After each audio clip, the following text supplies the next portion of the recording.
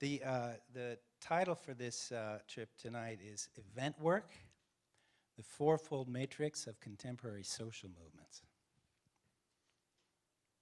So, art into life. Is there any more persistent utopia in the history of vanguard expressions? Shedding its external forms, its inherited techniques, its specialized materials, art becomes a living gesture, rippling out across the sensible surface of humanity. It creates an ethos, a mythos, an intensely vibrant presence. It migrates from the pencil, the chisel, or the brush into ways of doing and modes of being. From the German Romantics to the beatnik poets, from the Dadaists to the living theater, this story has been told again and again, each time with a startling new twist on the same basic phrase.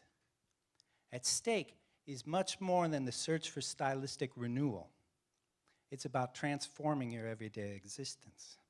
I would say that today, activism always includes at least 4 dimensions.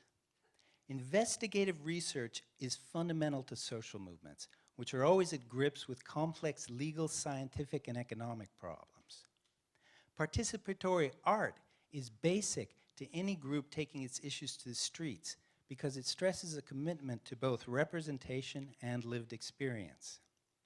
Networked communications and strategies of mass media penetration form yet another characteristic of contemporary activism, whose directly embodied struggles would disappear without a megaphone. Finally, activist politics consists in the collaborative coordination of this whole set of practices. The fourfold matrix replaces any single, easily definable initiative.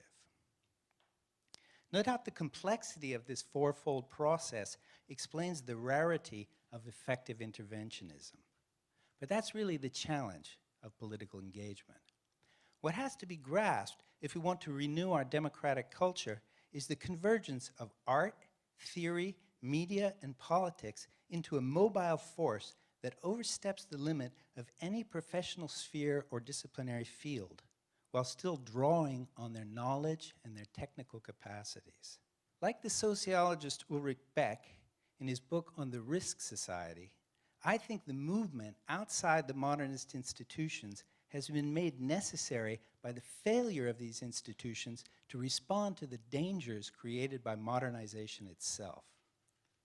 These dangers grew clearer at the end of the post-war period, when the Keynesian Fordist mode of development revealed its inherent links with inequality, war, ecological destruction, and the repression of minorities. It became apparent that not only so-called hard science, but also the social sciences and the humanities were helping to produce these problems. Yet nothing in their eternal criteria of truth or legitimacy could restrain them in any way. The most conscious and articulate exponents of each of the separated disciplines then felt the need to develop a critique of their own field and to merge that critique into an attempt at social transformation. Only in this way could they find an imminent response to the sources of their own alienation. So in other words, to find how to make that move art into life in your own discipline doesn't mean just abandoning your discipline. It means working through it from the inside. And that's what I'm going to be getting at in this whole paper. So there's a paradox of event work. It starts from within the disciplines whose limits it seeks to overcome. In this text, I'll start with the internal contradictions of avant-garde art in the late 60s and with the attempt by one group of artists to go beyond them. With that model in the background, I'll sketch out the emergence of an expanded realm of activism in the post-Fordist era, from the 70s up to now. The point is to discover some basic ideas that could change the way each of us conceives the relations between our daily life, our politics, and our discipline or profession. In this movement, certain truisms will be exposed to their shortfalls. What I want to make clear is that despite their rhetorical attractions, the twin formulas of art into life and theory into revolution can't describe the actual pathways that lead people beyond their professional and institutional limits. The failure to describe those paths with the right mix of urgency and complexity leads to either the sort of weakness of relational art, intimacy on display in a sterile white cube, or to the radical chic of critical theory, which is basically revolution for sale in an academic bookstore. Through their weakness and emptiness, these failures of cultural critique lead to reactionary calls for a return to the modernist disciplines.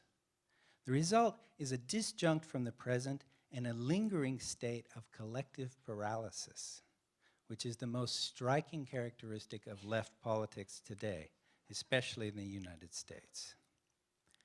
As living conditions really deteriorate in the capitalist democracies, one pressing question is how artists, intellectuals, media makers, and political organizers can come together to change something in the course of collective existence. Part of the answer lies in a move across institutional boundaries and modernist norms. Each of the separated disciplines needs to define the paradox of event work and thereby open up a place for itself, beyond itself, in the fourfold matrix of contemporary social movements. Activism is the making common of a desire and a will to change the world, and to do so in situations of uncertainty where you really have to risk what you can on a venture whose outcome you really can't know. When this desire and resolve can be shared, the intensive assemblage, or the sort of affective machine of a social movement, brings both the antagonistic and the utopian dimension into daily experience, into leisure hours, passionate relations, the home, the bed, your dreams. It brings public responsibility into private passion. That's living as political form. Activism of whatever sort arises and spreads in the face of existential threats. What's at issue then in our blinkered and controlled and self-satisfied societies is the perception of a threat and the modulation of affect in the face of that threat. Or in other words, the way you rupture a cultural pattern, the way you motivate yourself and others to undertake a course of action. That rejoins the larger transgeneral question of event work, exactly as Graciela Carnevale expressed it. How to share an experience that produced such great transformations in oneself. If I had to offer a one-sentence version of what I've learned about society since 1994, it might go like this. The entire edifice of speculative, computer-managed, gentrifying, militarized, overpolluted, just-in-time, debt-driven neoliberal globalization has taken form since the early 80s as a way to block the institutional changes that were set into motion by the social movements of the 60s and 70s.